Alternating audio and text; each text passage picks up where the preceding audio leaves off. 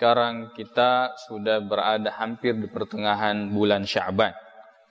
Di khutbah yang kedua ini saya ingin ingatkan hadis yang masyhur yang berkaitan dengan pertengahan bulan Sya'ban, akan tetapi hadis tersebut tidak sahih.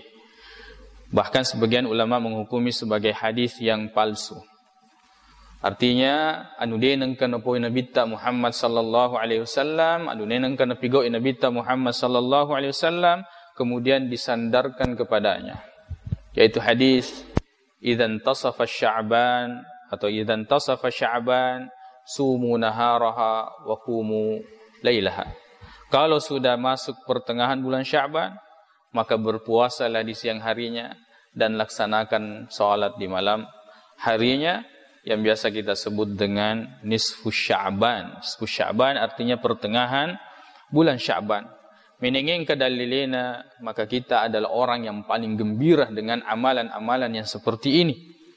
Seandainya dalilnya sahih dari Rasulullah sallallahu alaihi wasallam, kita mengatakan tambaipi.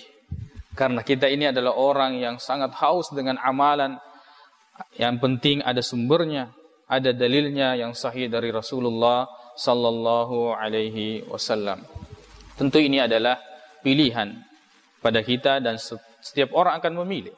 Betuanna pada nakutana ki'matu fangallahu subhanahu wa ta'ala.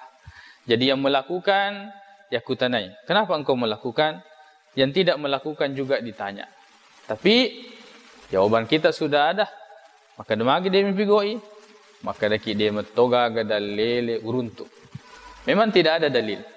Yang itu adalah hujah yang sangat kuat. Kita nanti di hadapan Allah Subhanahu wa taala.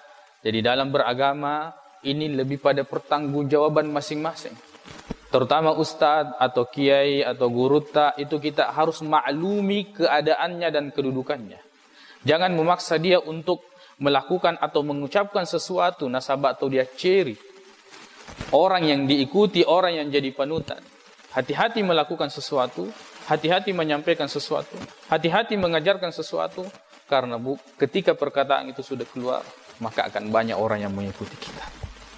Maka selalu prinsip kami dalam beribadah, yakun kedal lele, kita lah orang yang paling terdahulu yang akan mengamalkannya, insyaallah subhanahu wa ta'ala. Sembah kalian hanya kepada Allah Subhanahu wa ta'ala, dan jangan kalian melakukan kesyirikan.